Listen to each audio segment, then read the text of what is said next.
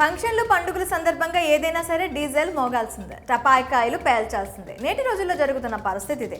ఆనందాన్ని రెట్టింపు చేసుకునేందుకు డీజేలకు జై కొడుతున్నారు. హుషారైన పాటలకు డాన్సులు చేస్తూ హంగామా చేస్తున్నారు. అదే సమయంలో విపరీతమైన శబ్దం వచ్చే బాణసంచాను పేలుస్తున్నారు. ఇది రాను రాను మితిమీరిపోతుంది. డీజేలు, క్రాకర్స్ వాడకం వల్ల అనేక ఇబ్బందులు తలెత్తుతున్నాయి. శబ్ద కాలుష్యంతో పాటు వాయు కాలుష్యం కలవరానికి గురి చేస్తుంది. డీజే మోతలతో వెనికిడి లోపాలు తలెత్తున్నాయి. అదే సమయంలో హార్ట్ ప్రాబ్లమ్స్ ఉన్నవారు డీజే సౌండ్కి ప్రాణాలు కోల్పోతున్నారు.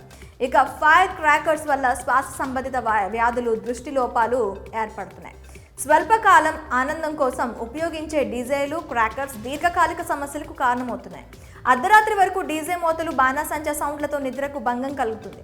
ఈ నేపథ్యంలోనే డీజేలు, క్రాకర్స్ను బ్యాన్ చేయాలని ప్రజల నుంచి డిమాండ్లు తలెత్తుతున్నాయి. మరి మీరు కూడా డీజేలు, ఫైర్ క్రాకర్స్ ఉపయోగిస్తున్నారా? అయితే ఇక మీరు చిక్కుల్లో పడినట్టే. డీజేలు, ఫైర్ క్రాకర్స్పై ప్రభుత్వం కీలక నిర్ణయం తీసుకుంది. హైదరాబాద్లో డీజేలు అండ్ ఫైర్ క్రాకర్స్పై నిషేధం విధించింది. ఈ క్రమంలోనే హైదరాబాద్ వాసులకు బిగ్ అలర్ట్ అందించారు సిపి సివి ఆనంద్. శబ్ద కాలుష్యం వల్ల డీజేను నిషేధిస్తున్నట్లు తెలిపారు. ఈ మేరకు ఉత్తర్వులు జారీ చేశారు. హైదరాబాద్ డయల్ 100 ఫిర్యాదులు రావడంతో నగరంలో రాజకీయ పార్టీ ప్రతినిధులు, అన్ని మత పెద్దలతో చర్చించిన తర్వాత ఈ నిర్ణయం తీసుకున్నట్లు సిపి తెలిపారు.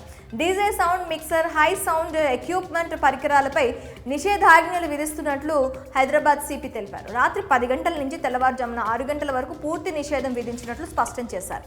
అనుమతి ఉన్న ప్రాంతాల్లో తక్కువ శబ్దంతో అనుమతి ఇచ్చారు. రెసిడెన్షియల్ జోన్లో 55 డెసిబెల్స్, కమర్షియల్ జోన్స్లో 65 డెసిబెల్స్కి మించితే చర్యలు తీసుకుంటామని హెచ్చరించారు. అదే సమయంలో ఆసుపత్రులు, స్కూళ్లు, కాలేజీలు, కోర్టు ప్రాంగణాలకు 100 మీటర్ల దూరంలో నిషేధాజ్ఞలు విధించారు.